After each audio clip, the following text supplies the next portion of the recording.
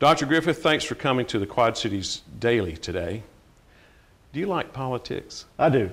I do. I think it's critically important that we all like it. And it's hard to like sometimes, but we need to, if we don't like it, we certainly need to participate in it because it affects everything that we do in America. And our founding fathers made it possible for us to like it or dislike it, but they really meant for us to participate in it. And so I feel strongly about that because of my experiences in medicine and in the business world. I think it's absolutely critical that we all grow up interested in informing ourselves, and the Daily's doing that. I think that's great. It's a great service. You know, you've been around the infield a few times. I have indeed. One of the first questions I want to ask is, you must really enjoy the hunt. I do. It's got to be challenging and rewarding and fun. And it is. And I've met a lot of really, really good public servants, from Ronnie Flippo to Hal Heflin. Got a chance to be in the room with Governor Reagan at one time. I had a chance to be in the room with Bill Clinton, of course, President Obama, Nancy Pelosi, Senator McConnell, Senator Reid, a lot of the power hitters I've been around. And when I was in Congress, I was the oldest member of the freshman class. I was the senior member of the freshman class. And of course, I'd had a lot of experience in business, in negotiating and in compromising and trying to get things done. And so it was an interesting thing for me to see the makeup of Congress. 435 of the most diverse groups that you can imagine. And it was really a privilege. Watching the sausage get made. Watching the sausage get made, absolutely. If you win the primary election, if you win the general election, become the next Alabama governor, what is the short and sweet promise of what you will do for the state? We're going to work tirelessly 24/7 to create jobs. We've lost over 33,000 jobs just in the last 36 months. And the jobs that we are creating are low-paid, low-skilled jobs. We've got to change that. In order to change that, we've got to have a healthy Alabama. So we're going to expand and reform Medicaid. We're also going to have an education lottery because a well-educated Alabama and a healthy Alabama makes it possible for us to create the kind of jobs and the climate that allows us to recruit the kind of businesses that we want in Alabama. Right now, we're not doing that. 60 to 70% of our jobs that we're creating in Alabama require a high school diploma or less. Now that creates a vicious cycle, i.e., as our children go to school, they do well, they get ready to go into the workforce. If our jobs are minimum wage, low-skilled jobs, our children and our grandchildren, they're going to move out of state. We're going to lose our brains, so to speak. Do you really believe that the Republican-dominated State House and Senate will ever get past their historical prejudice against the lottery? I don't think the State House will. I think the people of Alabama will. The people of Alabama know, let's take North Alabama, we now know that we're educating Tennessee's children, that they're going to school and their tuition bills are either none or much reduced because we in Alabama are spending our money in Tennessee. We also know that we're spending our money in Mississippi, Georgia, and Florida. So we're surrounded by lottery states, and we're educating other people's children. And so I think the time has passed. We're beginning to understand that we're not going to raise taxes, and so where's the money going to come from for education? And so an education lottery, dedicated to education, not allowing the politicians to get their hands on those education dollars, convincing the public that we are serious about them having confidence that we're going to provide a lottery that's not touchable and it cannot be taken from except for education. Yeah, but you've got to get past the entrenched religious right who is going to be against this no matter what. And let's face it, here we are. This is Alabama. It is, but let me tell you the argument about that. That I think your viewers would understand.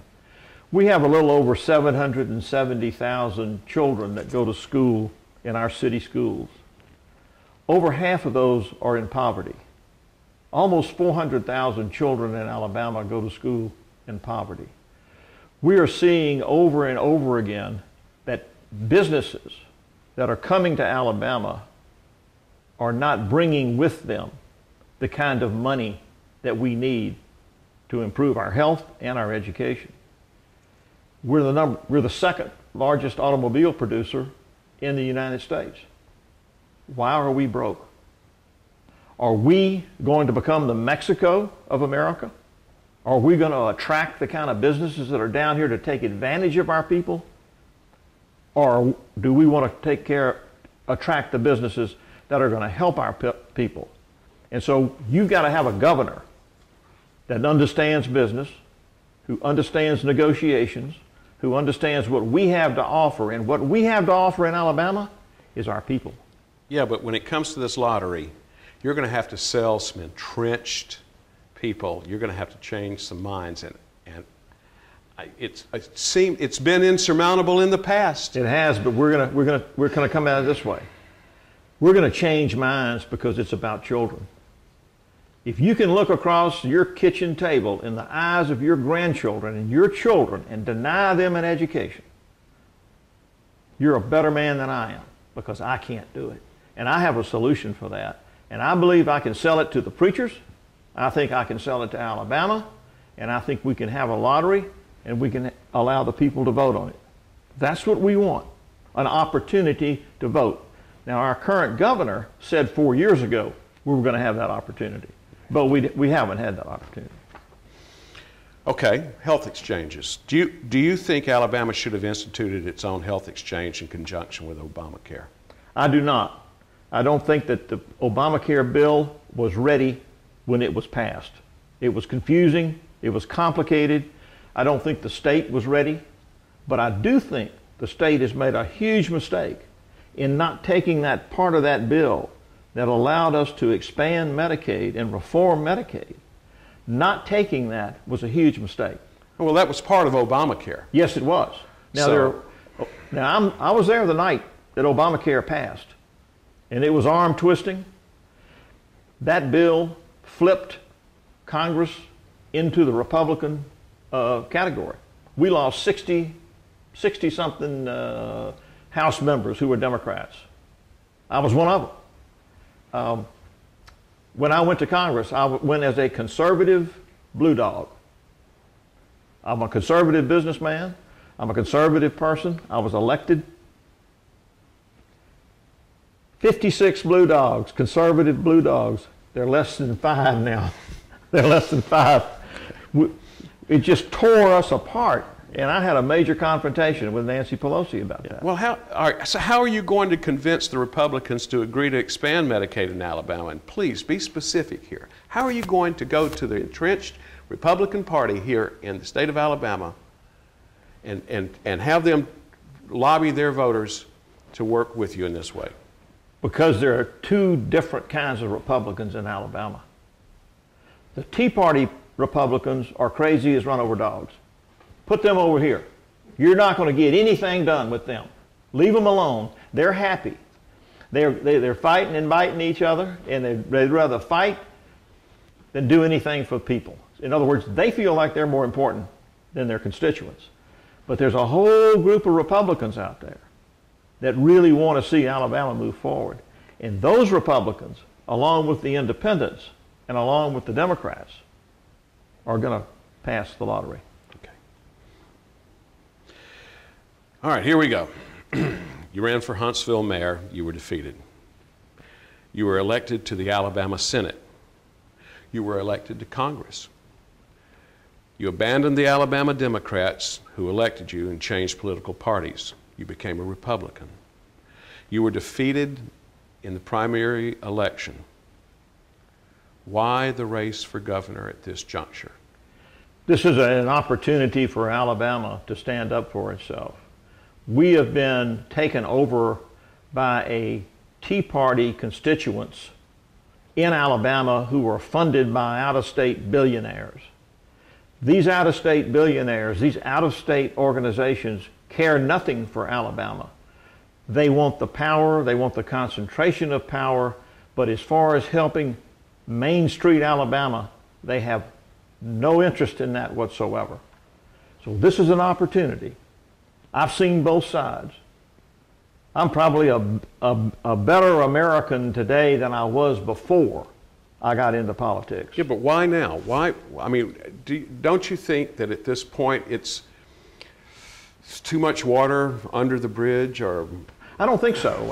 I think that the parties are becoming less and less important to people. People are becoming more independent. This news source that we've got right here with you and Sherry is a huge news source. It's not a newspaper. It's not somebody grinding an axe about something. They want to know what I think. I'm telling them what I think, and I'm telling them that Alabama, now's the time to think about your children and the creation of jobs and health care and education. So, let me see if I can characterize it this way. Party affiliation. I'm not trying to put words in your mouth. I'm trying to get this in my head. Okay. Party affiliation is secondary to your objective reality of where you want to things you want to do as governor. That's correct. Excuse me. That's correct. I'm a cancer specialist. I'm used to taking on really, really tough things. But we never cared. A physician never cared who cured somebody. We didn't know whether they were Republican or Democrat, Catholic or Baptist. We wanted somebody to get well. Now, when I changed parties, I had a specific goal in mind. The National Democratic Party was absolutely out of control. They were getting ready to declare the sludge from our coal-fired generators on our Tennessee River hazardous waste. I had an opportunity to not allow that to get out of committee. Remember, when I changed parties, I was put on the Energy and Commerce Committee, the most powerful committee in Congress. Nobody in Alabama had been on it for a half a century. 70% of all legislation comes through that committee. And John Boehner said, if you'll change parties, we'll put you on that committee. Okay, I had already had a major run-in with Nancy Pelosi. It was a major run-in. And I knew I wasn't going to get anything done with her. I took this opportunity. We were able to get Raytheon. We were able to prevent TVA from being attacked. We protected jobs at Marshall Space Flight. We were worried that the Constellation project was going to get scuttled. Ultimately, it did. But I was positioning myself to protect jobs in the 5th District. Now, when I got back to Alabama, the winds were blowing, and the Tea Party had taken over Alabama. And the Tea Party didn't want me. I'm a businessman. I'm a negotiator. I'm a compromiser. I understand how to get things done and move Alabama and America forward. The Tea Party wants none of that. It's either their way or the highway. If you're not in the Tea Party, you're an un-American. If you're not in the Tea Party, you're not a Christian. If you're not in the Tea Party, we don't want anything to do with you. I reject that. I think these people are not good for America. And I think the people of Alabama have always been used to good, solid political reasonableness. Well, I guess that explains why, I mean, it's a good point. And I mean, it was pretty shocking to think that you didn't make it through the Republican primary for your second term in Congress. It was astounding. Yes. Well, they didn't like me, and I don't like them. I mean, these are fanatics. These are fringe element individuals. I was looking on doing some research for these questions, and I noticed that you on WH&T you admitted that you've never been a good politician. I'm not now. That's not my role here. I mean, you've been roundly criticized for your party switching, and I have to tell you that at this point, I'm seeing a different side of you, and I think that's interesting. Do you think that this time things are going to be different at the polls? That this time Alabama voters will forgive and forget? They may not, but I think they'll vote their pocketbook. Losing 33,000 jobs, half of our children are in poverty, Bentley basically is a captive in his own house. He's afraid of his own party. Outside billionaires are funding fringe elements that could care less about Alabama. Think about the legislature in this last session. I have not heard one time that we need to create jobs. I've heard about abortion. I've heard about guns in cars. I've heard about the Ten Commandments. I hadn't heard one time somebody say people are crying for jobs. Yeah, but that's not Bentley. That's the House of Representatives in the state Why Senate. isn't Bentley calling them out? He's the governor. He's the chief executive. He's signing these bills. They're absolutely crucifying labor. So specifically, what is it about Bentley's term in office that you feel that he is unworthy for a second term? First of all, he's an accidental governor. Okay. How do you say that? He's a governor because there was a contest going on between Bradley Byrne and AEA said to Bradley Byrne, it'll be a cold day you know where if you're going to be in the governor's office, and they put their money behind Bentley. Now, Bentley got in and turned around and completely disrespected the teachers, right? And he'll have to answer for that. But Bentley's an accidental governor. He got in because two groups of people were grinding an axe, and he snuck around in the back door, and there he is. Yeah. But he wasn't qualified to be governor. He's not done anything to be qualified. He seems to be, you seem to start seeing a lot of things, a lot of headlines about jobs and the Remington coming into Huntsville and, stuff going on here in Colbert County and things like that. I mean, we see him showing up at all these ribbon cuttings. I'm scaring him to death. Absolutely. Think about Remington. You mentioned Remington. He said that we were going to create 6,000 jobs because Remington was coming to Madison County. Well, the truth of the matter is, it might create 300 jobs in the next 36 months. Now, 8 months before... Well, they're talking 2,000 jobs. They are. They're talking that, okay? They might create 300 in the next 36 months, okay?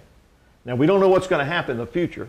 We put $100 million into ThyssenKrupp in Calvert, Alabama, and using all outside Alabama labor to build it, okay? Now, while he was announcing Remington, 1,200 jobs were lost at International Paper. 300 jobs went back to Illinois from Navistar.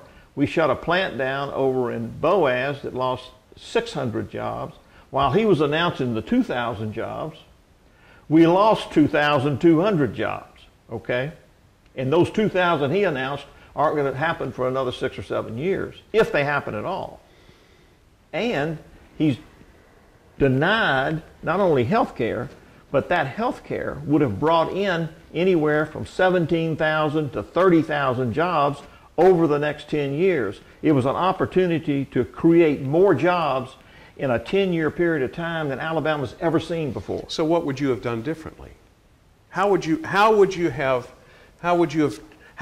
changed that calculus? Oh, easily. Okay. Easily. We would have expanded and reformed Medicaid. We would not have left $1.2 billion on the table, denied the creation of 17,000 to 30,000 jobs. Every year that goes by that we don't expand Medicaid. Now, I voted against the Affordable Care Act. That was my beef with Nancy Pelosi, and I went to war with it. Okay, but there were 2 or 3 things in that Affordable Care Act that I really liked. I didn't like the insurance companies being able to deny somebody coverage because they had run that there was a limit on the amount of money. I like the fact that a 26-year-old can stay on their parents' insurance. I like the fact that pre-existing illness takes you out of the marketplace. That should never be. And so there were things in that bill, and one of them was the expansion of Medicaid, that we absolutely have to do here. People don't understand that our small counties, we've already closed 10 hospitals in our small counties. We have hospitals right here in the Shoals that are barely making it. Without the expansion of Medicaid, they're either going to close or reduce services. This was a bill that had a ripple effect throughout our entire economy. Have you talked to RSA Chairman Bronner about this very issue? I haven't talked to him, but I've read his comments. Yeah. And I think he's right on. Yeah. And so is the UAB study. The Morrissey Becker study out of UAB in Birmingham, absolutely. Kaiser Permanente health analysis, absolutely right on. Bentley is denying reality. Why did he do this? He's afraid of the fringe element. Well, this is what I was going to ask. Is it, in your opinion, is it based on economics or is it based on politics? Politics. Raw politics. He's putting politics ahead of people who right now should be having mammograms, colonoscopies, their prostate checked, finding out if they're diabetic, checking their hypertension to make sure it's under control, children's eye exams, children's teeth exams. He's putting that all aside because he's playing politics with people's lives. How are you going to convince the younger people? You know, folks 65 and older don't have to worry about this, period. They've got essentially Obamacare. Unless their hospital closes in their county. Well, think about this now. 40% of our girls who are pregnant don't get prenatal care. Only 37 out of 67 counties deliver babies.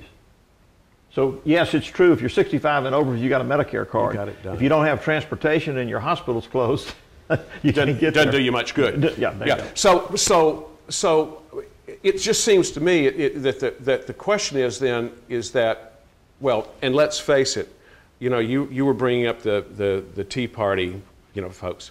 They're our age. They're set pretty well. Sure.